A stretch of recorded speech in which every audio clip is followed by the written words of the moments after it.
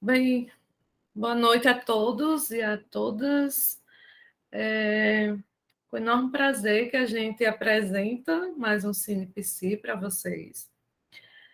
Eu vou apresentar o Ricardo Pinheiro, para os que não conhecem, que estão aqui, que não conhecem o Ricardo.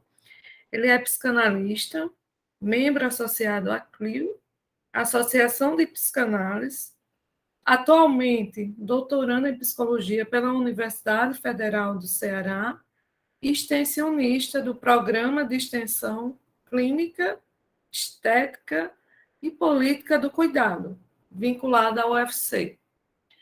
Boa noite, Ricardo. Muito obrigada por aceitar o convite da CIP, né? O convite tanto meu quanto da Regina Cláudia, para mais esse momento, né, de conhecimento, de troca, que é o Simples. Pode ficar à vontade. Boa noite, né? Todos que estão aqui acompanhando nessa modalidade remota, participando desse debate, né? Acredito que a proposta aqui é que a gente faça um debate, né? A partir de um filme indicado, né? Agradeço ao convite da Cláudia e da Mônica no sentido de proporcionar esse debate, proporcionar essa discussão, né? Eu pessoalmente eu tenho certas resistências com esses eventos online, eventos remotos, mas eu tento não transparecer minhas resistências e tento caprichar no traquejo virtual da coisa, né? Tanto que eu acho que fazia quase um mês que a Mônica e a Cláudia pediam para eu indicar um filme, né? Para a gente discutir aqui nesse Cine PC. E aí eu gosto muito de filme, né? Eu assisto desde aquele filme mais paspalhão até os dramas mais sérios, né? Eu tenho um leque bastante variável de escolhas de filmes, né? E pensando na proposta, né, da CIP, né, de discutir infância, né, discutir temáticas relacionadas ao infantil, né, eu acabei escolhendo um filme recente, né, salvo engano, eu tinha mandado aqui para a Cláudia o ano do filme, deixa eu só pegar aqui o ano do filme, acho que é 2017, né? Quando eu coloco assim recente é nesses termos, né? E 2017, exatamente. É um filme recente e o título do filme em português ficou 7 minutos depois da meia-noite, né? Mas em inglês, né? O título original do filme é A Monster Calls, né? Se fosse traduzir literalmente, né? O chamado de um monstro ou o monstro que chama, né? E aí a gente vai entender melhor por que eu faço essa ressalva da tradução do título quando a gente começar a discutir aqui. Mas é um filme que é pertinente, acredito eu, nessa articulação com a temática do infantil, porque ele faz série, né? Ele faz parte, né, dessas diversas produções que tocam um elemento importante para a gente pensar a infância, né, que é como o sujeito infantil, a criança, ela dá conta das suas perdas, né? E quando eu digo assim, faz série com diversas produções, eu estou remetendo aqui, eu começo a pensar, né, filmes e livros que fizeram parte, em algum momento, dessa linha de raciocínio, né? Eu penso inicialmente, né, num filme infanto-juvenil propriamente, que é o História Sem Fim, o primeiro, né, o primeiro História Sem Fim, que tem o livro também, quem puder encontrar o livro vale bem mais a experiência do que o filme, né? E no filme fica bem claro isso, né? Como que uma criança encontra um livro e a partir desse livro ele adentra no universo de fantasia que de certa forma reproduz os problemas da vida real dele, né? E no mundo de fantasia não perdoa, né? A criança encontra também perdas, né? Há de se lembrar, por exemplo, na cena do filme, quando o jovem leitor se emociona com o herói perdendo o cavalo lá no pântano das desilusões, né? Tem um outro que também é um pouquinho depois, né? É o Jardim Secreto, né? É também baseado num livro que mostra exatamente uma jovem menina, né? Lidando com a perda da família, indo morar com um tio que é uma pessoa bem rude, bem fechada em si mesma, né? E todos os dilemas disso. Desses mais recentes, né? Dessa safra mais recente, a gente vai ter o Labirinto de Fauno, né? Que também explora muito isso, da perspectiva de como os dramas da vida infantil são tocados por elementos de fantasia para poder dar conta dessa realidade dura, né? E chegamos nesse mais recente, que foi o que eu propus aqui, que eu acho que é pouco conhecido, né? Os 7 minutos depois da meia-noite, né? Acaba que o título em português, como eu disse, ele não corresponde muito ao que ocorre no filme, né? A gente fica quando eu digo que não corresponde muito, porque existem outros momentos no filme que se passam não 7 minutos depois da meia-noite, né? Tem outros momentos do filme que o monstro aparece e não necessariamente é 7 minutos depois da meia-noite, né? Por isso que o título original, quando a gente pensa numa tradução literal, né, o chamado do monstro, ou o monstro que chama, faria mais sentido dessa forma. Inclusive, né, tem uma hora que ele deixa bem claro, né? Que ele não apareceu naquele momento dos 7 minutos depois, né? Isso, Deixa bem claro isso. isso, né? E até no sentido, né, de ser assim, o monstro chama, né, o chamado do monstro, tem dado momento do filme também que a coisa muda de figura e a situação se inverte e que é o menino que chama o monstro, né? Não é o monstro que chama, né? Mas é o menino que chama o monstro, né? Para responder certas situações, né? Então, uma sinopse geral do filme, né? Fala disso, né? Fala de um menino, acho que até a gente compartilhou essa sinopse no grupo, né? Só para situar, né? Então, é um menino, o Connor, cadê? Eu tinha colocado aonde essa sinopse? No grupo, foi? Foi. Deixa eu só pegar aqui para situar, né? O garoto Connor tem muitos problemas na sua vida, seu pai é muito ausente, a mãe sofre de um câncer em fase terminal, a avó é uma megera e ele é maltratado na escola pelos colegas. No entanto, todas as noites, Connor tem o mesmo sonho, com uma gigantesca árvore que decide contar histórias para ele, em troca de escutar as histórias do garoto.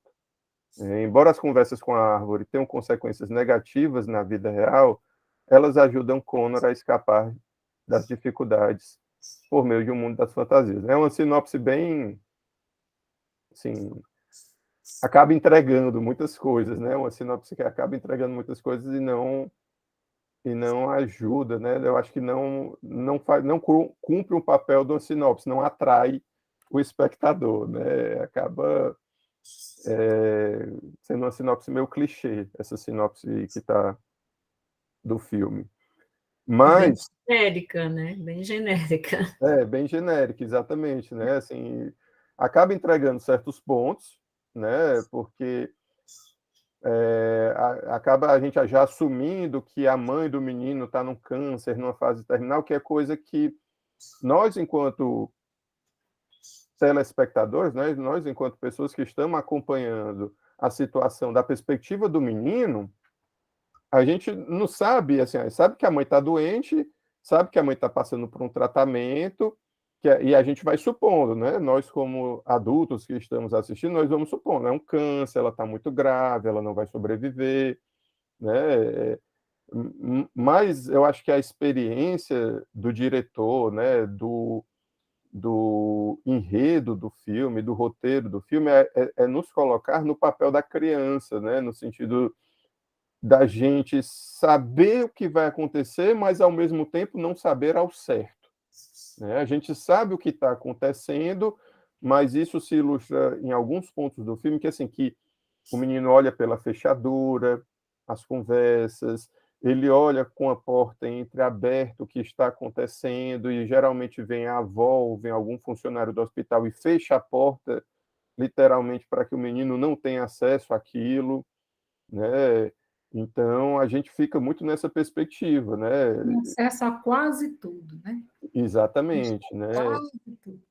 A gente fica muito nessa curiosidade infantil, né, de querer saber algo, mas que esse algo não é acessado completamente, né? Mas que se sabe algo, né? É algo desse ponto. Tanto que a frase, né, o diálogo inicial do monstro com o menino, logo na primeira cena de abertura do filme, acho que é antes mesmo de aparecer o título do filme, né, que o menino está cochilando, ele escuta uma voz, né, e a voz do monstro, né, e o monstro vai dizer exatamente, né, eu gosto de fazer anotações das falas, né, é a história sobre um garoto que é velho demais para ser uma criança, mas é muito jovem para ser um adulto. É a história de um garoto que é velho demais para ser uma criança e é jovem demais para ser um adulto, e seu pesadelo, né? Isso é o pesadelo. Ou seja, tem todo esse impasse de uma transitoriedade desse personagem principal, Connor, que é um menino de 12 anos, né? Já abandonando certos elementos de uma infância lúdica, de uma infância de brincadeiras, de uma infância, eu vou colocar nesses termos, prazerosa, mas que ainda assim é jovem demais para assumir um papel de um adulto, de ser aquele que supostamente é capaz de suportar as dores do mundo. Supostamente, né? Porque acredito que nós aqui, todos nós adultos, sabemos que suportar as dores do mundo não é tarefa fácil, né? Então, na medida em que, né, esse jovem é jovem demais para ser adulto e velho demais para ser uma criança, a gente observa também no início do filme como que é uma criança muito tomada por responsabilidades, né? Muito, eu até nas minhas anotações, nos pontos para discutir aqui com vocês, eu coloquei entre aspas assim, é uma criança muito adultizada, né? Uma criança que acorda cedo, acorda no horário, faz o próprio café da manhã, ajeita ali a casa, se veste, parte para a escola. Olha só de relance a mãe continua dormindo e parte para a escola, né? Chega na escola e é bullying, e acha bullying.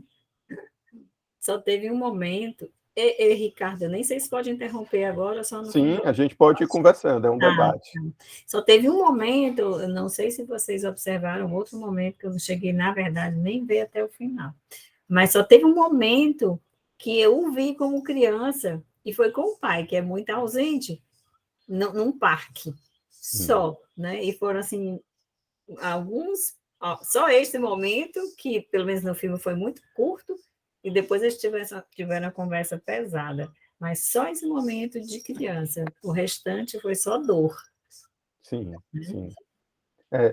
São realmente poucos os momentos que a gente encontra o Connor no tempo da infância propriamente dito, né? Tem esses aí, que aí, quando a gente vai chegar nesse momento aí com o pai, tem outros, né, que a própria avó que reencontra filmagens infantis dele, né, e aí tem o momento de relembrar que ele é uma criança, né, mas que ele é constantemente, né, jogado nesses limites, né, entre o que é uma criança, o que é que suporta uma criança, né? E como que ele é convocado a ser responsável, a ter que lidar com a realidade, né? Por exemplo, quem apresenta muito esse dilema aí é a figura da avó, né? Que a avó, por exemplo, quando chega para visitar a filha doente, a mãe do jovem doente, né? A avó pede um chá para ele vai lá para a cozinha, começa a lavar as louças, né? E ela pergunta, o que é que um menino de 12 anos tem que ficar se preocupando em estar ajeitando a cozinha?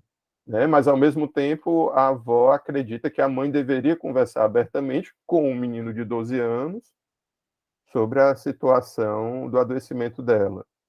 Né? Então, é esse dilema, né? O que pode, até onde suporta uma criança, né? O que pode suportar uma criança nesse processo e muito assim, muito em cima dessa pré-adolescência, né, que a gente pode já reconhecer assim com 12 anos, né, dessa pré-adolescência, né, o que é que ainda é do infantil e o que é que já está atravessando para essa fase da adolescência, de encarar a vida com outros olhos, né? E isso gira muito em torno quando há certos embates, né, de que quando o monstro, né, questiona ele sobre qual é a verdade dele, né?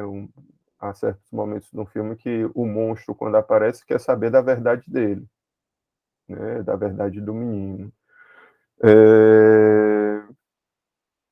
E aí tem essa vivência do bullying, né, como a Neide destacou aí, né, uma criança que quando vai para a escola é meio alheia ao sistema da escola, né, tomada por pensamentos, né, devaneios que o livro dele, né, o material escolar dele é cheio de rabiscos, né, de desenhos dele, sofre bullying lá por 3 crianças, é literalmente espancado ao final da aula, né, por essas 3 crianças, ele não revida, também não vai entregar os abusadores dele, ele sofre muito calado, né? Também não chega em casa falando disso, né? E outra cena que eu destaquei também aqui é que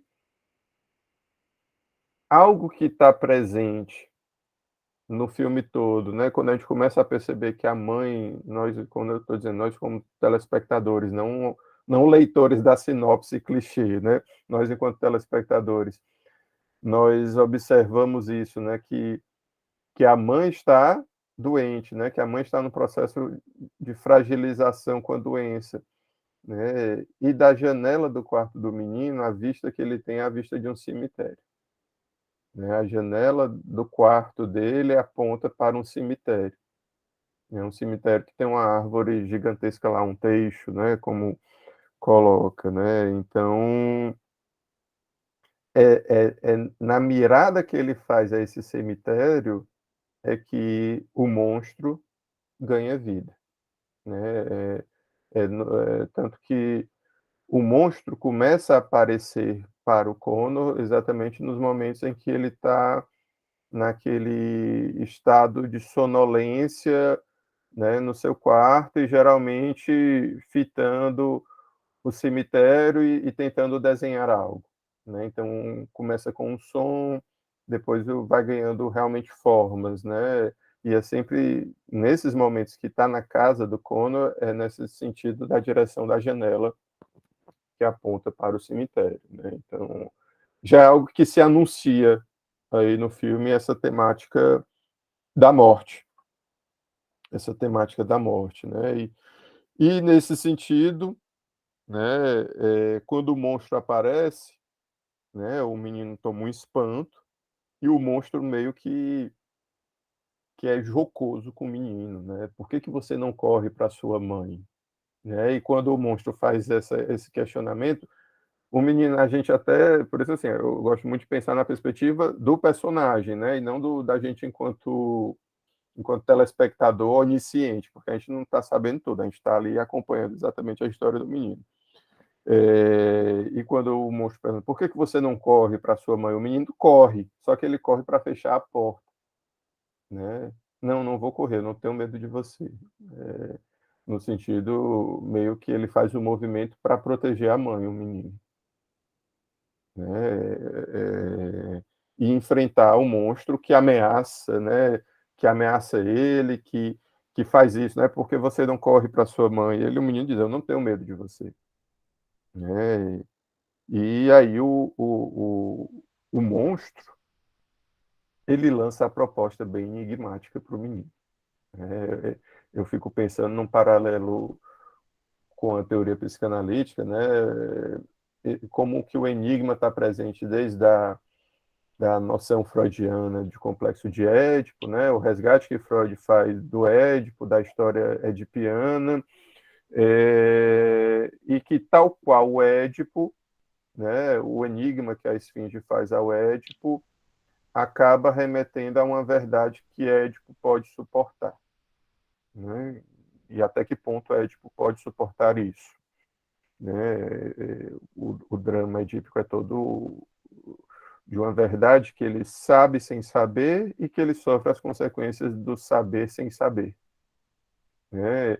E aí como que o monstro também faz certos enigmas para o menino, né? E ao final ele pergunta qual é a verdade do menino. Né? A proposta do monstro, para nós que assistimos, né, e estamos aqui debatendo, é que o monstro vai contar 3 histórias, cada noite vai visitar um menino e cada noite vai contar uma história, e no quarto encontro com o menino, ele espera que o menino conte uma história para ele. Né? E o menino fica sem entender muito bem aquilo, né? Mas o monstro convence ele, né? Dizendo, né? Eu até fiz o recorte aqui da fala. Te contarei 3 histórias e você me contará uma quarta. E nessa quarta você vai me contar a verdade que você esconde, a verdade que você sonha, o seu pesadelo. Né? Então, obviamente aí, né? A gente que estuda psicanálise, leitores da psicanálise, a gente percebe como que há presente aí o caráter de que há uma verdade subjetiva presente nas produções oníricas da criança. Né? Aquilo que a gente pode pensar assim, aquilo que a linguagem representativa não dá conta, consegue ser contado no universo do sonho com as devidas modificações, com as devidas transformações. Né? Então, obviamente, eu estou aqui brincando com as palavras. Né? Aquilo que a representação não dá conta, o sonho trata de contar. E essa é a proposta desse monstro, que ao mesmo tempo faz parte do pesadelo do menino, faz parte de uma realidade psíquica do menino, é algo sonhado por ele, algo resgatado, criado imaginariamente por esse menino, mas que fala dele próprio, né? Fala do próprio Connor. Né? E aí, nesse momento do filme, né, quando tem toda a apresentação da proposta do monstro, e aí a gente acorda junto com a criança no outro dia, acompanhando como que existe toda uma dinâmica familiar velada, né?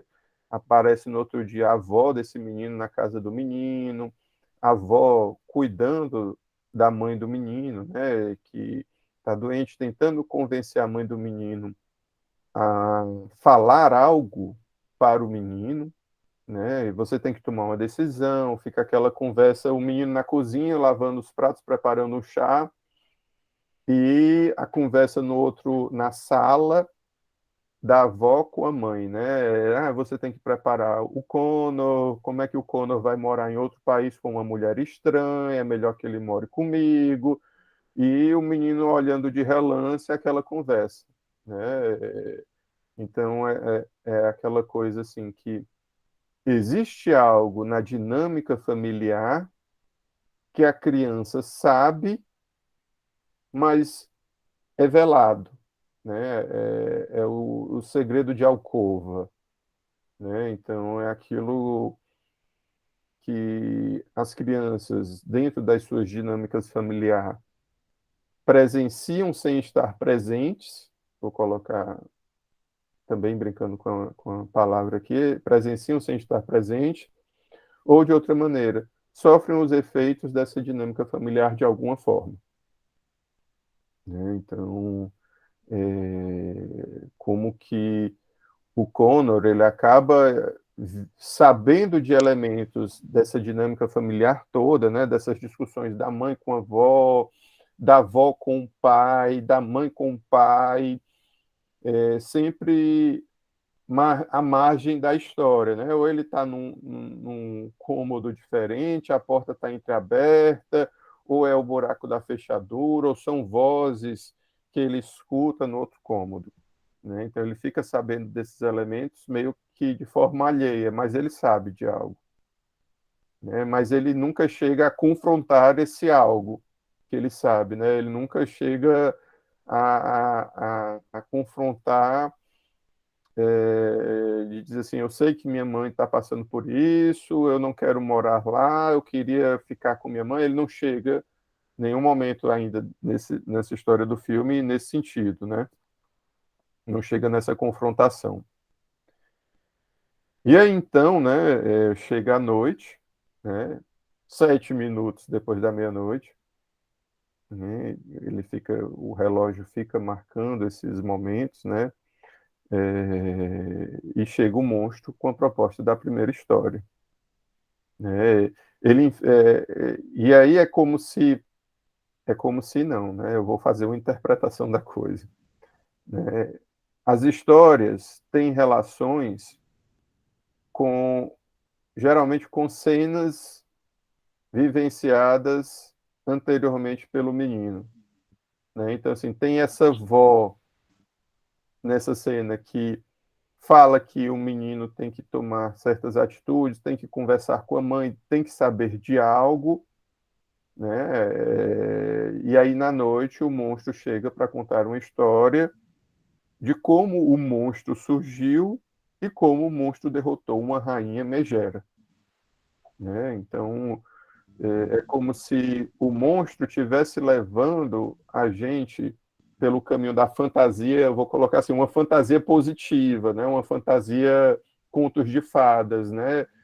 De que, como que essa rainha megera representa a avó do menino, né? Seria, logo assim, no anúncio do monstro, como seria se fosse isso, né? Mas aí tem toda a questão da morte de um rei, de que o príncipe herdeiro se sente despojado pela madrasta, que seria essa rainha megera, e que, né, o monstro contando a história, o menino entendendo assim, por que que você salvou a rainha e não matou essa rainha, né? E o menino fica sendo levado, aí o monstro diz, não, pera, não acabei de contar a história, né?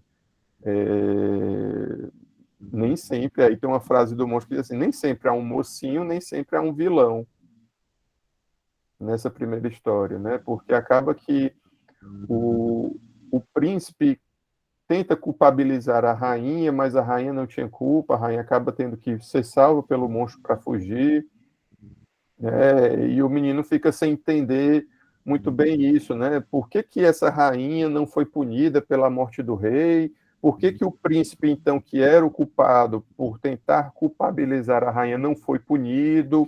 Né? O menino fica ainda tentando pensar na ordem do 0 ou 1, o é ou não é, né? E o monstro tenta relativizar isso, né? Nesse sentido de que não, ali não há um mocinho, ali não há um vilão, né? Que aí também aponta para essa relação com essa avó do próprio menino, né? Então, que essa avó não é de todo uma megera, como está na sinopse. É uma avó também pensando exatamente nos desdobramentos da filha, com o neto, né? Nos desdobramentos de como está sendo perder uma filha e, de certa forma, receber e acolher o neto em casa, né? E essa avó anuncia, né, que o menino, no outro dia, quando acorda, anuncia que o menino vai passar um tempo na casa dela e que o pai do menino está vindo dos Estados Unidos, né? O pai do menino, a gente fica entendendo aí que o pai do menino já vive um outro relacionamento nos Estados Unidos, e retorna nessa situação ali de adoecimento da ex-companheira, né, da mãe do filho dele, né? E aí, nesse ponto, como a Neide bem lembrou aí no nosso debate aqui, né, é um dos poucos momentos que a gente vê o Connor sendo criança, brincando no parque de diversões, tendo certa diversão com o pai. E aí, nas minhas anotações aqui, eu fiquei pensando assim, se é aquela figura do pai ausente que só aparece para brincar, né? Aquilo que o senso comum fala, o pai de fim de semana, né? Aquela figura que é alheia em todas as formas e que só aparece na hora de sustentar essa brincadeira, mas na hora no bom português, né? Na hora do pega para capar não está lá, né? Na hora de oferecer um suporte, sai de campo, né? Sai de cena, né? E é exatamente como a gente vê o pai do Connor, né? O pai do Connor dizendo assim, eu te pego para a gente passar o Natal juntos lá em Los Angeles, né? Vai ser legal. E o menino, não quero passar só o feriado, eu quero ter uma casa, eu quero ter meu quarto. E o pai diz, não tem lugar para você lá, né? Mal tem lugar para mim, para minha esposa e para sua irmã, é o menino, minha meia-irmã, né? E o pai diz, com todas elas, não tem lugar para você lá, né? Não tem lugar para você na minha casa, né? E é uma frase muito pesada para uma criança, né? Não Exatamente. tem lugar. É bem complicado. Por isso que eu falei no início ali, né? O que é que uma criança pode suportar, né? E como isso, né? A gente pensando, né? Fazendo essa interpretação à luz de uma discussão psicanalítica, né? Como que isso nos remete ao próprio processo de uma triangulação edipiana, onde esse referencial paterno deveria advir a partir de um apontamento do desejo materno na sua ausência, né? Só que o que é que a gente encontra aqui no filme, né? Esse apontamento para uma função paterna, né? O pai não tem lugar para você, né? E é interessante pensar, depois eu fui ver a sinopse do filme, né? Eu fui atrás porque eu gostei muito do inglês interpretado pelo monstro, né? Né? A voz grave do monstro. E aí eu fui ver que é o ator que faz, é o mesmo ator que faz o pai da mãe, né? O avô do menino, né? Que a gente só vê pelas fotos, né? Só vê pelas fotos da mãe um senhor segurando a mãe do menino criancinha, que é o Liam Neeson, o ator, né? E aí, obviamente, não é coincidência que o diretor, o roteirista, tenha pensado que o monstro, né, seja algo dessa figura é, paterna, que mexe com a verdade, que referencia uma verdade, né, que surge como uma referência a uma verdade acessível para a criança, né? E que depois a gente vai ver no filme que esse monstro não é à toa. Não é à toa em que sentido? É um monstro que é passado de mãe para filho, né? Quem aí não assistiu o filme todo, né? A Neide disse que não assistiu o filme todo. É, é um monstro que é passado de mãe para filho, né? E como eu disse na triangulação edipiana, se o desejo materno referencia uma função paterna, né? O monstro faz vezes de função paterna diante de um pai que não tem lugar para o seu filho, né? E isso fica muito bonito quando chegamos na quarta história, né? Mas a gente ainda vai chegar aqui na segunda história. Ricardo, me chamou a atenção também essa ausência do pai, e eu vi só até aquela cena em que o pai está no hospital com a ex-mulher e o garoto, né? Aqui ele se refere de menino e até diz assim, eu não quero ser chamado de menino. Mas me surpreendeu. Como eu vi só até ali, eu disse, cara, eu pensei que esse cara ia ficar só nessa história de brincar e passear, e depois apareceu lá fazendo um café da manhã, depois que o menino teve a catarse, que eu fiquei morta de feliz, assim, menino tem que fazer alguma coisa, porque o menino não reagia, não sei como é que ele se suportava todas as dores, né? Até o momento que ele teve a catarse que quebrou tudo e tal. Aí o pai apareceu lá. E aí uma cena também que me chamou a atenção, não sei se pelo positivo ou pelo negativo, mas me surpreendeu o pai, né? Depois desse momento lá do café da manhã, juntando, tentando, eu achei legal essa também, esse comparativo de juntando os pedaços, né? Junto com o filho. Eu achei simbólico, não sei se o ator quis passar isso, mas depois eu pensando, né? Assim, ele ajudou um pouco a juntar os pedaços, porque a avó também nem, não se manifestou se achou ruim ou bom, só se surpreendeu e subiu, né? Depois já aparece o pai lá fazendo o café da manhã e depois fui juntar os caquinhos lá com o filho. E depois a cena, ele no hospital com o filho e a ex-mulher. Isso. Né? Eu não entendi o que é que o autor, né, quis passar de mensagem assim, dessa, essa paternagem nesse momento, sabe? Porque já que ele era tão ausente, né? Juntar os caquinhos e depois ir no hospital para um pai que era visivelmente ausente, que não, de repente não tinha lugar para o filho, né? Para mim foi surpresa. E eu acho que o diálogo deles ali, quando eles estão juntando os caquinhos, tem elementos importantes, né?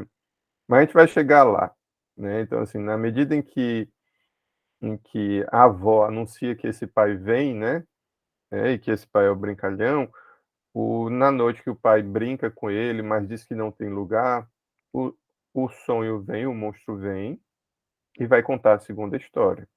E a segunda história é nas palavras do monstro, é uma história sobre um homem que só pensava em si mesmo, né? E aí como a da primeira, né, a gente é levado a fazer essa associação com a avó, né? Essa segunda parece que o roteiro, a história está nos levando a associar também com um pai, né? E aí conta a história de um apotecário, né, que é o que faz ali certos elixires, faz certos remédios de ervas naturais, né, em contato com a natureza, mas que é muito rabugento, muito fechado, né, muito rude, e de um presbítero, né, desse presbítero que prega exatamente contra o apotecário, contra esse conhecimento da natureza, né, que acaba também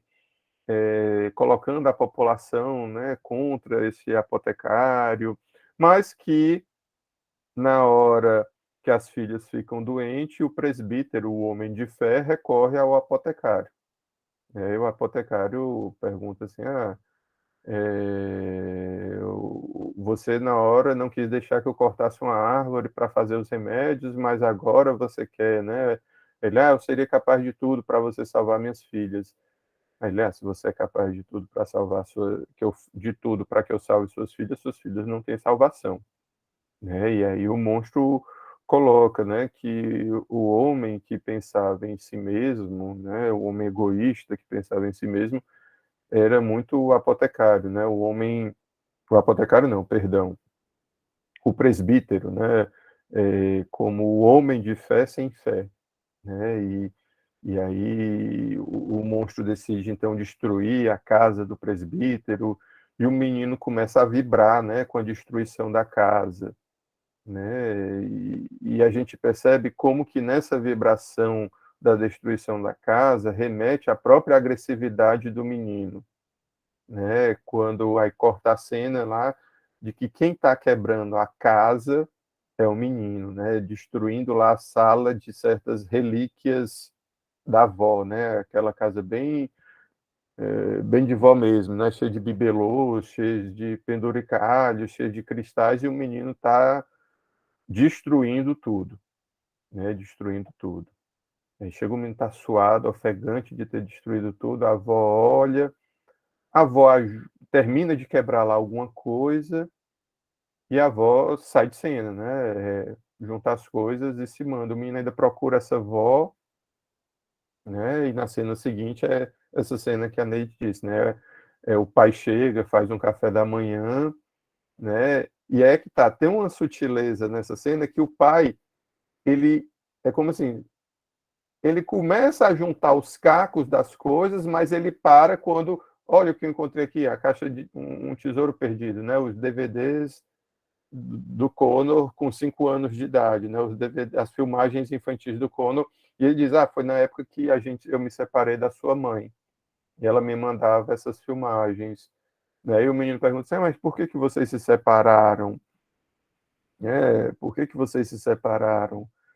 E aí, o pai do menino, a gente era jovem, né? A vida cheia de sonhos, né? E a gente acreditava que podia dar certo. Aí o menino está vendo felizes para sempre.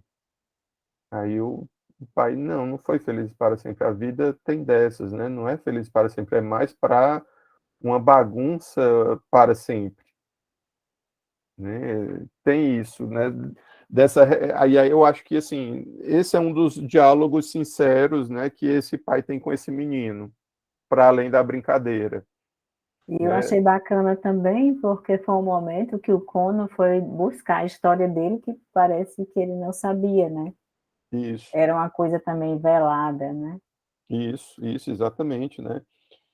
E eu também achei na cena anterior, né, da avó, quando pega ali a sala toda quebrada, e a avó termina de quebrar, mas assim, ela não interage muito com ele. Eu até nos pontos para comentar, eu fiquei assim, como se houvesse uma certa tensão entre a mãe que perde uma filha e um filho que perde uma mãe, É verdade. né? Se fica Porque foi aquela surpresa para também, já era que ela era tão fria, né? Talvez dura no momento que ela também era o limite dela também, né? Da perda da filha, e era muito fria com o Conan. Mas Como se ela dissesse, eu também estou sentindo. pronto, é o momento que o menino achava, tinha certeza que ela ia, né, devorá-lo naquela hora. Ela só olhou e também demonstrou a dor dela, né? E subiu, né? Quer dizer, se não recriminou, se não agrediu, né? Ela também estava se sentindo agredida e ajudou, né? Demonstrando aí também a dor que ela estava sentindo. Sim, sim. A cena bem, para mim, foi bem marcante. E é interessante como isso, né? Assim, ela não castiga, né? Ela só pega as coisas dela e vai para o hospital. Acho que ela vai para o hospital passar a noite com a filha, né? Ela não aplica nenhuma punição, Nenhuma nenhuma punição. fala, nenhum olhar assim. é, Punitivo, né? Exatamente, né? Ela não assume, a avó não assume o castigo para a criança, né? E é engraçado que a cena seguinte, né, já é no almoço da escola, né? E tem a cena, né, na escola de manhã, onde o abusador, né, o bully, olha para ele, né, e aí corta para o almoço da escola, ele olhando para o abusador lá do outro lado, o abusador se levanta até ele, o abusador fala assim, eu acho que eu entendi. Acho que eu entendi você, Conor O'Malley, né? Você precisa de alguém que bata em você. Eu não vou ser mais essa pessoa. E aí o abusador estica a mão, né? Só que aí no filme mostra assim que não tem final feliz, né? O abusador diz assim: eu não vou fazer mais isso com você. Não vou ser mais essa pessoa que bate em você. Você para mim agora é invisível. Você para mim agora é invisível. E o abusador vira de costas e sai andando. Né? E aí o menino começa a ficar ofegante e dá 12h07, 12h07, né? Por isso que assim, o título do filme em português perdeu o sentido aí, né? Porque não é mais 7 minutos depois da meia-noite. 12h07, o monstro aparece para contar a terceira história, né? Sobre um homem invisível cansado de não ser visto. Né? E que esse homem invisível cansado de não ser visto, o menino pergunta o que é que ele faz. E aí o monstro diz, ele chama um monstro. Né? E o menino sai correndo, né? E na fantasia as mesas sendo arrastadas pela raiva do menino, e depois tem o corte do menino, corte de cena, o menino na diretora, né? A diretora dizendo como é que ele fez isso, mandou o outro menino para o hospital. E aí volta a cena tal qual como ela ocorreu. Ele derruba o menino no chão, o abusador dele, ele derruba o abusador dele no chão, começa a esmurrar o menino na cara, dizendo que não é invisível. Eu não sou invisível, eu não sou invisível. Né? E aí tem isso, né? Essa agressão do Connor contra o abusador, mas que acaba que ele deixa de ser invisível, mas que todos olham ele com um certo medo, né?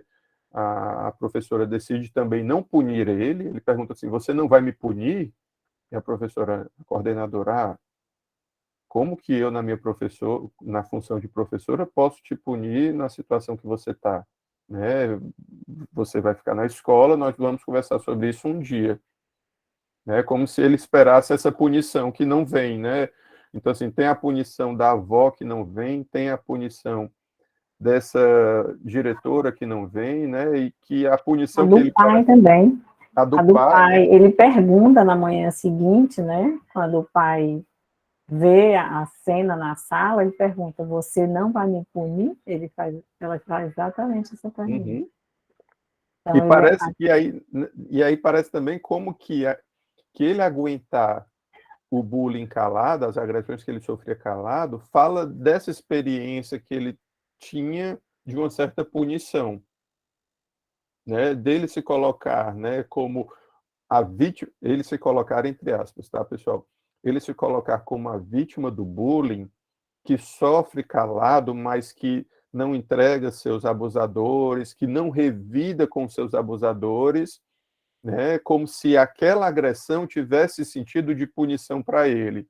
E aí a gente vai entender, quando chega no ato final do filme, o porquê que ele busca certa punição. O porquê que ele questiona, né? Por que ele não vai ser punido. Meio que assim, eu quero ser punido, vocês não estão vendo. Né? E no arco final do filme, a gente observa o porquê desse movimento dele de querer ser punido.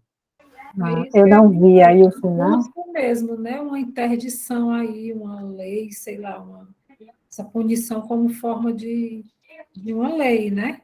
Uhum. Ele Eu não não, eu não vi até o final, mas aí a fala do abusador, né? Já diz, você precisa de uma pessoa que lhe bata, né? Que, tipo, lhe maltrate, né? E eu não vou fazer isso, né?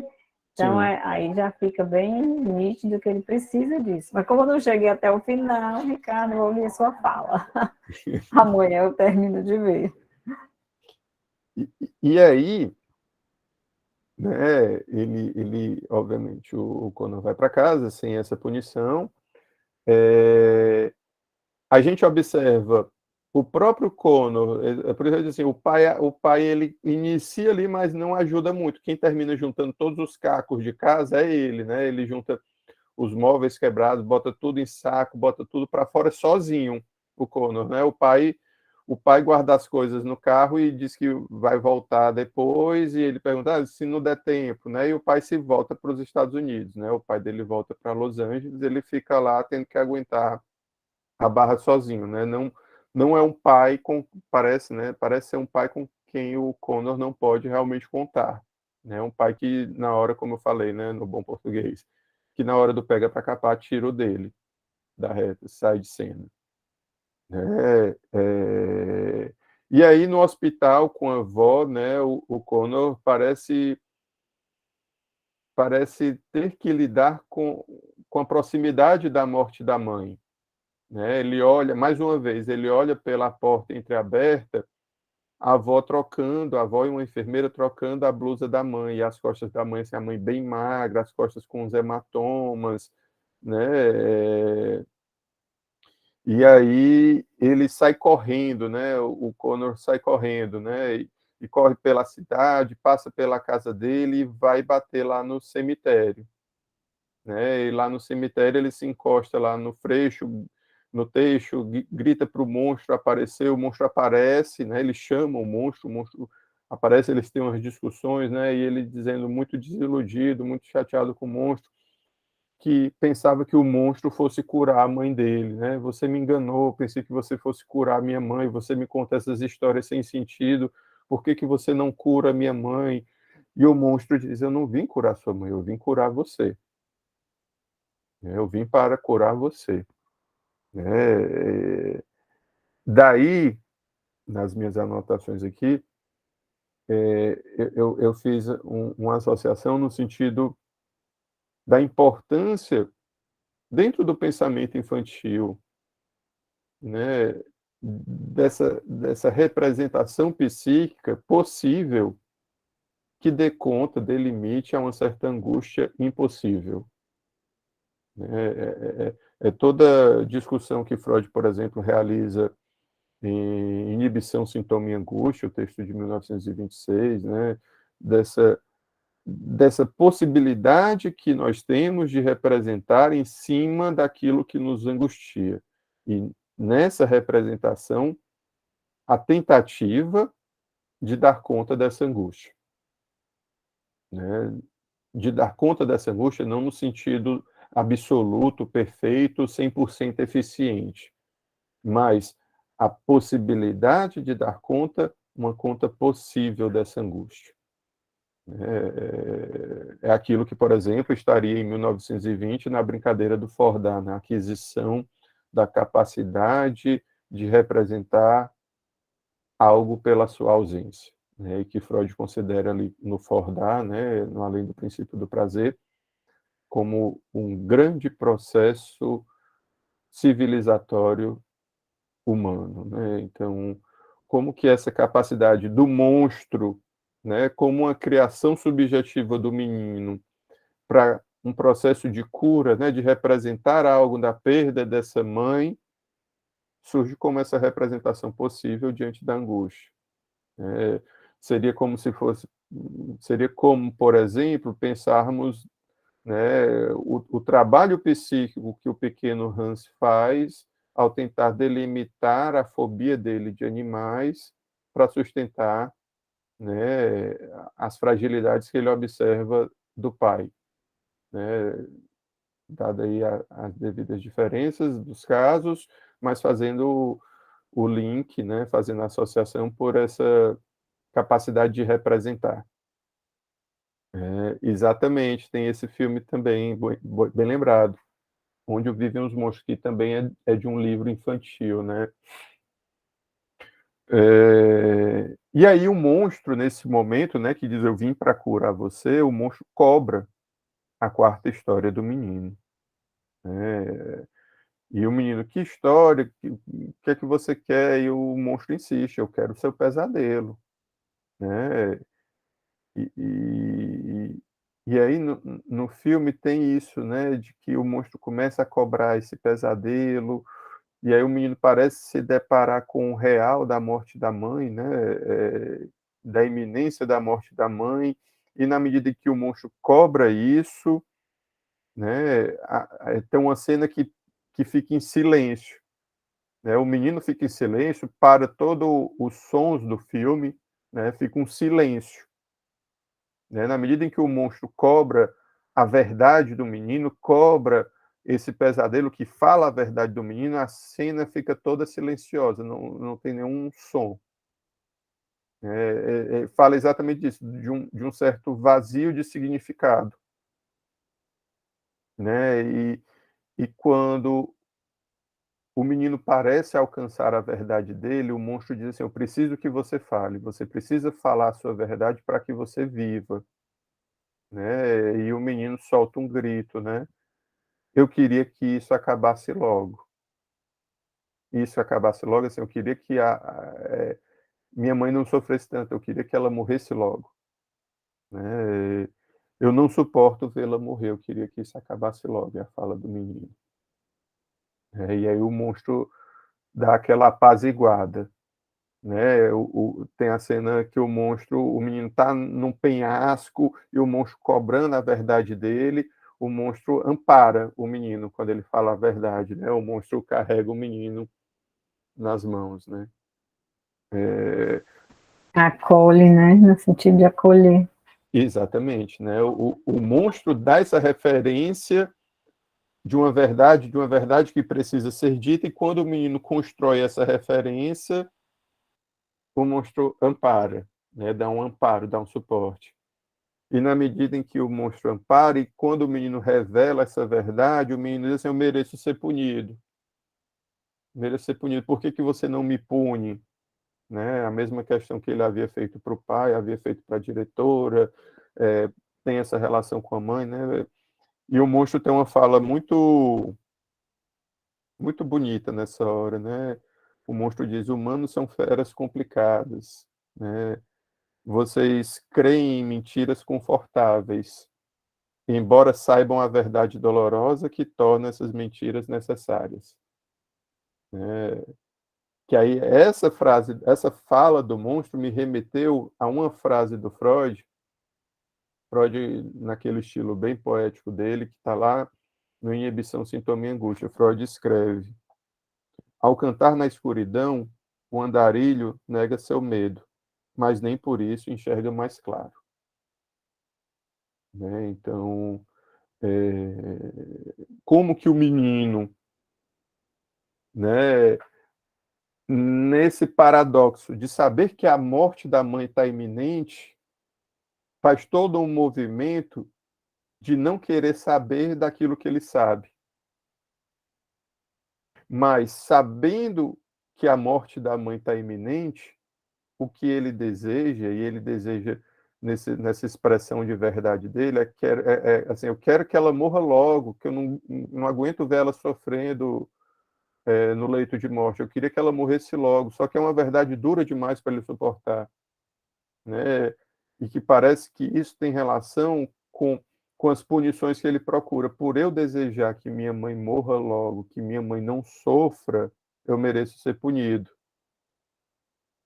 Eu mereço ser punido. E aí fica exatamente nesses dilemas, né? E aí o monstro conforta ele, ampara ele, e diz assim: ah, agora você vai ter que viver pensando sempre em falar a verdade, né?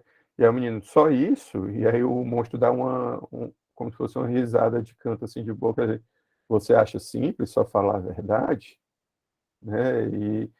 E aí o menino adormece, né? E aí a avó do menino já aparece pegando o menino à noite, né? Para levar ele ao hospital, que a mãe está realmente morrendo, né? E aí o menino pergunta se para o monstro, né? Se o monstro vai estar lá, e o monstro aparece realmente naquela hora, né? O menino encontra a mãe no leito de morte, e aí o monstro fala para o menino: agora você vai ter que falar a verdade, né, para sua mãe, né? E a menina: eu não queria que você fosse embora, né? Eu não queria que você partisse. É uma cena bem emocionante, uma cena muito bonita, né?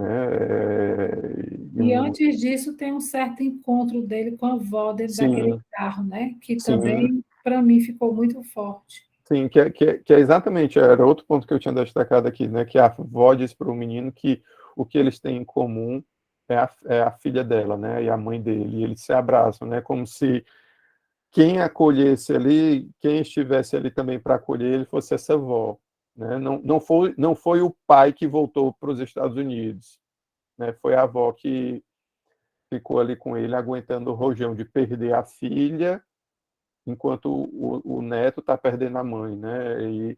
E aí eles se encontram ali, né? E aí tem esse momento que o menino fala a verdade, né? Diz que não queria, e aí depois mostra ele indo morar com a avó, e a avó entrega a chave do quarto da filha para o menino, né? O quarto da mãe dele, quando ela era criança, quando morava lá na casa da avó. E o menino abre, começa a ver fotos, né, de como a mãe referenciava a família, né, e vê o livro de desenhos da mãe, folheando os desenhos, diversas pinturas, desenhos que a mãe fazia. E aí ele, folheando lá, ele observa, né, que a mãe também, a mãe também não, a mãe parece que tinha criado aquelas histórias que o monstro contava, né, da rainha Megera, do príncipe, do apotecário e do presbítero, né, e no final a mãe sentada, né, a mãe criança, a representação da mãe criança no desenho, sentada no ombro do monstro, né, e ali... Com significantes, né, Ricardo? Aí, Exatamente, né? Que aí ali eu acho que abre margem para diversas interpretações. A minha interpretação naquele momento também eu acho que fico pensando assim, como que a mãe teve que criar um monstro para suportar a perda do pai, né? E que aí no caso o monstro, quando eu digo assim que a mãe passa o monstro para o menino, né? É algo que o monstro é criado para a mãe e a mãe referencia esse monstro para esse menino de alguma forma, né, nas pinturas, né, na arte de desenhar, ela, algo dessa transmissão dessa mãe para esse menino, dessa referência, né, é algo como que o menino recorre a esse monstro para lidar também com a morte da mãe, né? Então, se a gente for pensar isso em termos, né, aí o filme termina aí, né? Se a gente for pensar isso em termos de uma clínica infantil, né, fica muito flagrante a importância, né, de estarmos atentos, né, ao trabalho da própria criança, o trabalho do pré-adolescente, o trabalho do adolescente em amarrar-se em referências possíveis para dar conta daquilo que é impossível para ele, né? Então, assim, se eu fiz esse paralelo com o pequeno Hans, né? Então, assim, com Hans foi possível se referenciar na fobia a cavalos para dar conta de algo, né? O personagem do filme foi possível se amarrar em algo, né?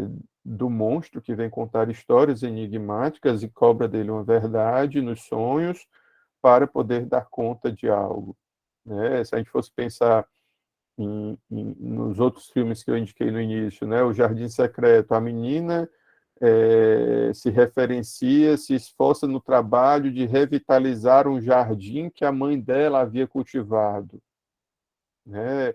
Fôssemos referenciar no História Sem Fim, que eu também indiquei no começo, né? O menino se identifica com o Atreio, o herói do filme, mas depois ele tem que dar a parte dele também em como ele vai sustentar aquela posição, né? Então, como que, diante da capacidade de representar a realidade, né, e as angústias e as falhas, as frustrações que essa realidade proporciona, como que a criança pode suportar isso nas referências possíveis? Esse é o desafio da prática clínica, né? Não sei, o que é que vocês acharam também. Ricardo, em algum momento, a mãe contava algumas histórias de monstros também para o filho. No momento que ela estava no hospital, quando ele fala sobre crença, né? Ela fala das histórias que eu contava dos monstros para você. Aí eu não lembro no início se ela Sim, contava para ele. Tem na hora lá que eu acho que a avó está revendo as filmagens infantis, né, as gravações infantis, aí tem as cenas da mãe brincando com pinturas, com tintas, né? E a mãe desenhando com o menino um monstro. Né? Olha o monstro, né? Olha o sorriso do monstro, né? Olha o jeito que o monstro tá, a expressão do monstro. A mãe ali naquela filmagem infantil está apresentando o monstro para o menino, né? Ela está referenciando o monstro para o menino. E também ela aponta para a árvore, né? No começo. Ela fala Sim. a árvore mais bonita, a árvore, alguma coisa assim, que é a árvore que se transforma no monstro, né? Isso, Eu não exatamente. lembrava dessa cena. Que é uma árvore que não pode ser cortada porque é uma árvore amiga, ela diz nesse sentido.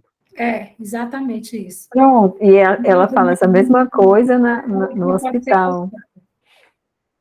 Eu fiquei também, né, num sentido, fiquei pensando em referenciar alguma coisa de leitura psicanalítica para vocês sobre o tema, né?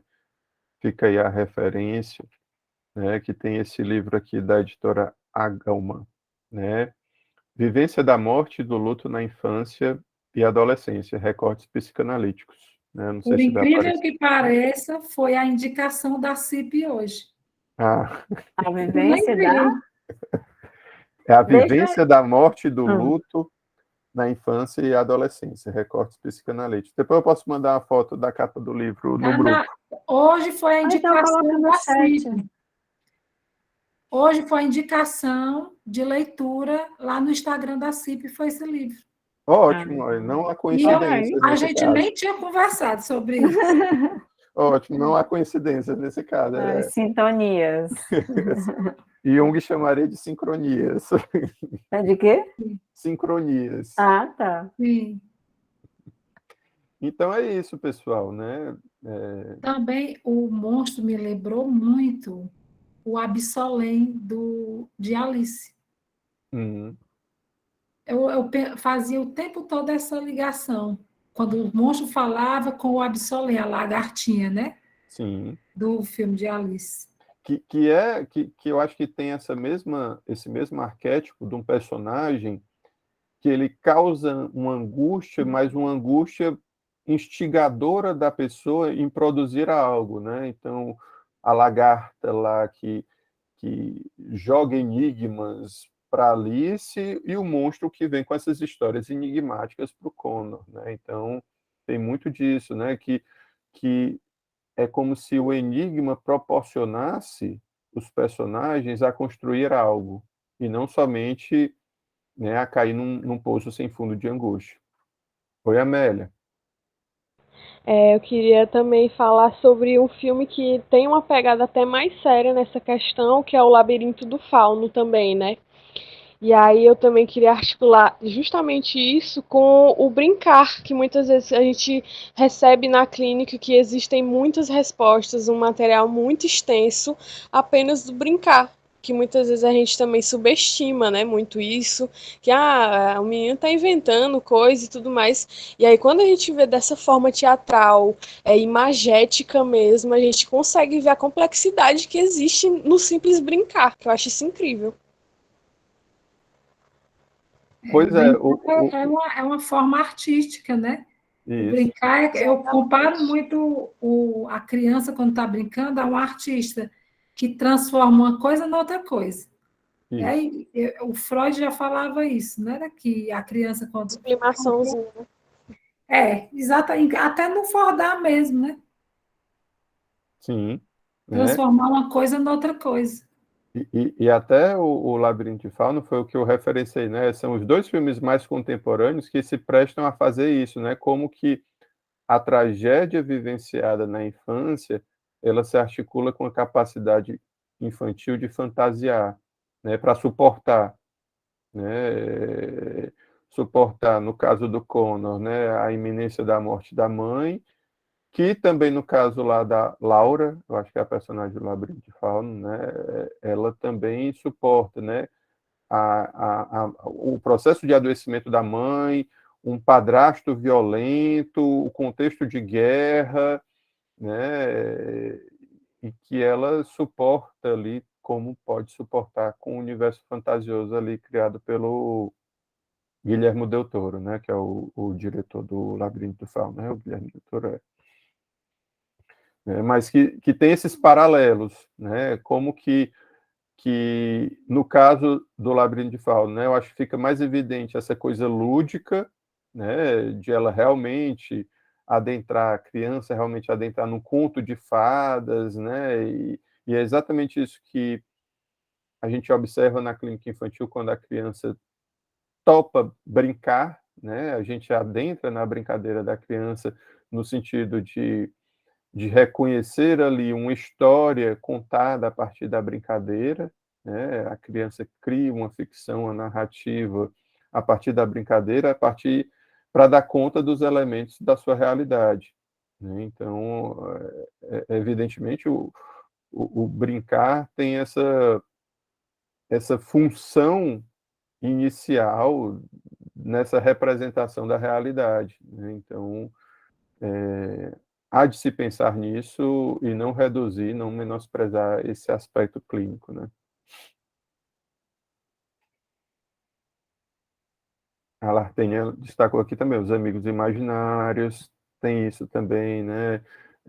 A própria discussão que o Winnicott traz, né, do objeto e dos fenômenos transicionais, né? Exatamente como o movimento que a criança realiza para sustentar uma ilusão com aquilo que é diferente dele, né? Com aquilo que é não eu, né? Então, como que esses elementos são necessários para lidar com a alteridade, né? Falando em outros termos, né?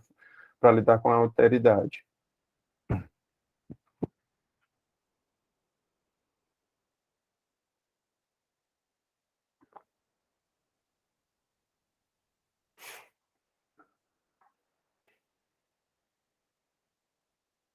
E aí, oi, pode falar, né? Aí na fala do monstro, né, fica bem claro aí o valor da fala, da cura pela fala, né? Quando ele vai e pega bem pesado para uma criatura de 12 anos que está vivendo uma situação bem difícil, né? E aí compactua. Eu falo, mas depois você vai falar a sua verdade, né? Sim, sim. E é Muito aquela bacana. coisa que há uma certa falando em termos psicanalistas, há um recalque tremendo, né, um imperativo categórico, punitivo na criança tremendo, falar nem recalque, falar nesse sentido um imperativo superegóico na criança, assim, que o monstro cobrando a verdade, diga a verdade, ele diz, mas se eu disser eu vou morrer, né, e aí o monstro diz, mas exatamente porque você não diz, a situação de você não dizer é que você vai morrer, né, então fale a verdade, aí quando o menino nesse embate com o monstro, ele diz, eu queria que isso acabasse logo, não suporto ver minha mãe morrer. Então, Assumir que era talvez tão doloroso quanto, mas seria melhor que ela morresse, né? isso, né? Admitir isso, ele esperava uma punição eterna, assim, tudo ele tinha que ser punido por isso, na escola, com a avó, com o pai, né? Que é Sim. uma punição também, né? E como isso, aí esticando aqui um pouco a nossa discussão, como que isso remete até mesmo à forma como os supostos bem resolvidos adultos, né, lidam com seus parentes em estados terminais, né? Daqueles que tentam infinitas maneiras, né, de sustentar a vida, custe o que custar, né, e daqueles que optam, né, eu já eu já escutei muito isso, né, daqueles que optam ter uma conversa com o médico, né, e dizer assim, eu preferia que vocês não ressuscitassem meu parente nessa situação, né? Então, como que isso também nos remete a essas discussões, né? Obviamente não estou fazendo aqui nenhuma apologia, nenhum elogio à eutanásia, né? Mas exatamente quando essa discussão toca a pessoa no ponto já da vida adulta, em saber se despedir de uma pessoa querida, em saber dizer um adeus, né? E que isso requer, né, isso, né, você lidar com a sua verdade, né, e se essa verdade é suportável ou não. É complicado. Eu vivi Bem, uma experiência parecida recente. é muito complicado isso aí. É. E hoje não é eutanásia, mas hoje há um diálogo muito grande com a equipe médica e a família. Inclusive foi um psicólogo que fez uma reunião com a família, os médicos, a equipe médica pediu essa reunião, mas antes disso a minha mãe faleceu. Mas o que é que eles falam? Olha, né, o seu familiar está numa fase de tratamentos paliativos. Pô, quando fala isso, né? Enfim, e ela já tinha 91 anos. Mas dói, viu? É complicado. Sim, Complicado. E aí, as pessoas da área de saúde da minha família e tal. E era inevitável também, porque quando está em trabalhos paliativos, tanto fazia, eles queriam saber se a gente queria que entubasse ou não, né, de algumas formas, ou deixasse só no conforto, né, e tal, mas não tinha retorno, né, era isso que eles queriam dizer. Né, e aí, dolorosamente, a gente optou, ou menos dolorosamente, não sei, né, em deixar nos trabalhos paliativos, mas teve um momento, então, desculpa aí que eu vou entrar numa questão bem, mas teve um momento que independeu da nossa decisão ou não, porque ainda não tinha havido essa reunião, só o psicólogo que tentou, já agendou essa conversa, mas antes de houver essa conversa com a equipe médica, teve um fato emergencial que ela precisou ser entubada, né? Mas mesmo assim, 2 dias depois ela chegou a falecer. Mas é complicado. E não tinha nenhuma criança na decisão, né? Né, Não é fácil. por isso que a pergunta que eu fiz lá no início, né, o que pode uma criança suportar se desdobra, né, o que pode um sujeito suportar, né? O que pode um sujeito suportar diante dessas perdas irreparáveis, né? E aí é uma pergunta que só resta o sujeito responder, né? E como ele pode responder isso diante das referências que oferecem, né? E fazer o mesmo gesto do monstro, né? Diante das referências que amparam ele, acolhem ele, né? Eita, ficou pesado. Vamos mudar assunto. Pessoal, agora para mim. Desculpa, gente. Não, mas não sei, acho que a gente até pode ficar por aqui nessa reflexão, né, Cláudia? Podemos, acho que é isso. E se pesou, é porque a gente ia falar de. Quando o Ricardo começou a falar, né, sobre o filme, e me lembrando todo o roteiro do filme e tudo mais, é um filme pesado, né? Com personagens que o tempo todo sofrem, inclusive o pai ausente, né? Não é uma pessoa que está ausente e estou ausente, não quero saber disso. Quando ele conversa com o filho, tem um pesar ali também, né? Na separação, né? Que A discussão da relação anterior, pois é, né? tem um pesar. E ele Então, ainda diz assim, filme. deu a entender que ele ainda amava a mulher. Não, Podeu não deu a entender, entender, ele disse ele verbalizou, claramente. ele verbalizou. Ele diz, se eu não me engano, ele diz claramente. É, Eu até me eu acho assustei que quando eu sim, ouvi a exatamente. voz. Pronto, foi isso. Ele disse realmente. Ele Como é diz. que pode, né?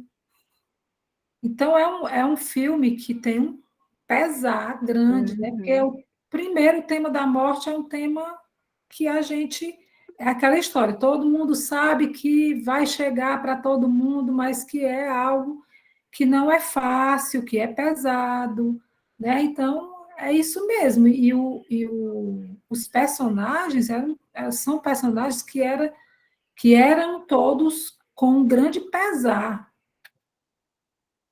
né? Era sofrimento o tempo todo ali. Até aquele menino que batia nele, que disse: Eu vou deixar de te bater, como se ele tivesse dizendo mais dele do que do menino que ele batia. Assim, arte é arte, né? E aí a gente vai pegando coisas, eu pego de uma forma, o outro pega de outra. Eu já peguei de outra forma. Arte é Eu acho, arte. eu já peguei de outra forma do que punia o menino, né? Como ele Não, não disse. estou falando do que puniu o menino. Estou Não? falando, o que eu estou falando é que aquele menino que batia no menino, o punidor, né, o Uhum. cara que batia, Sim. quando ele disse a frase, agora você é invisível, não vou Ah, tá. mais, ele fala muito mais dele do que do menino que ele espancava. E existe ali também um pesar, uma pessoa que sofre. Alguém, um sujeito que sofre. É disso que eu estou falando. Eu já peguei assim, tipo, ele era tão, usando uma palavra bem chula, tão escroto, que ele sabia que o menino precisava apanhar, então já era gozo para o menino. Então ele não ia bater mais para o menino sofrer mais. Entendeu? Foi assim, dessa forma que eu vi. Mas diz dele. Não deixa de dizer dele, né? Quem ele é e que existe sofrimento ali também. É. Eu até, agora, quando tu falaste isso, né, que é um filme pesado, e aí na apresentação que eu fiz, né, de vários temas, várias produções sobre o tema, né, eu meio que fui, eu pensei agora assim, eu meio que fui fazendo uma classificação etária, né, então assim, enquanto um livro e um filme como História Sem Fim, um livro e um filme como O Jardim Secreto, eles estão mais assim infanto-juvenis, mais para o lado infantil, né? Filmes como O Labirinto de Fauno, como esses 7 minutos depois da meia-noite, estão mais para o lado juvenil adulto, né? Juvenil adolescente, né? Eu depois nem vi qual é a censura desse filme, obviamente não deve ser um filme livre, mas no sentido em que até nessas produções literárias, cinematográficas, também se pensa nesse sentido, né? O que uma criança, o que é que um jovem, o que é que um adolescente pode suportar, né? Então, realmente, o Labirinto de Fauno e os 7 minutos depois da meia-noite não é um filme infantil, né? Mas que trata das dificuldades infanto-juvenis em certos temas, né? Então, da mesma forma como História Sem Fim, né? Assisti quando era criança ali, depois adolescente li o livro, como que trata de certas temáticas, né, que são duras, né, para uma criança entender, mas de forma mais palatável para a criança, né? Então, tem esses elementos, né? Que novamente, né, são o que estão dentro de um limite de suportabilidade para aquela criança, de representabilidade para aquela criança, para aquele adolescente.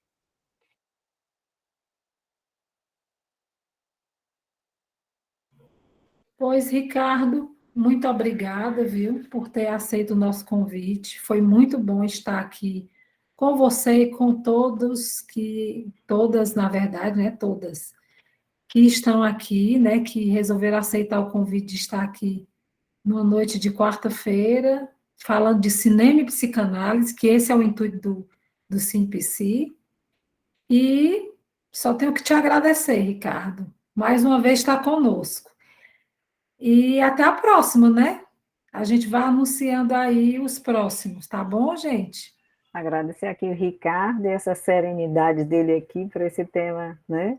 Que a mim, como é uma coisa muito recente para mim, né? Uma perda, foi pesado. Eu não sei nem. A dimensão dele já é pesada, mas para mim tocou pra caramba. Mas essa sua serenidade foi fantástica, viu? E esse seu saber, seu compartilhar do saber. Obrigada. Agradeço pela serenidade, viu, Neide? É a primeira vez que eu recebo essa característica. Sério? Oh! É um sereno aparente, então, né? Então, agradeço aí o debate com todas vocês nesse momento, né? E fica o desejo aí de próximos encontros, próximas interlocuções, né? Próximos debates, né? Que a gente se encontre em breve por aí. Certo? Convido vocês também a participar do grupo de estudo sobre autismo, que é o Ricardo, que coordena, né, o grupo, que está à frente. E, se vocês quiserem, é só procurar a gente. Acontece uma vez no mês, nas primeiras quartas-feiras. Boa noite, gente. Até a próxima. Boa noite. Boa noite, pessoal. Tchau, tchau. Tchau, tchau, pessoal.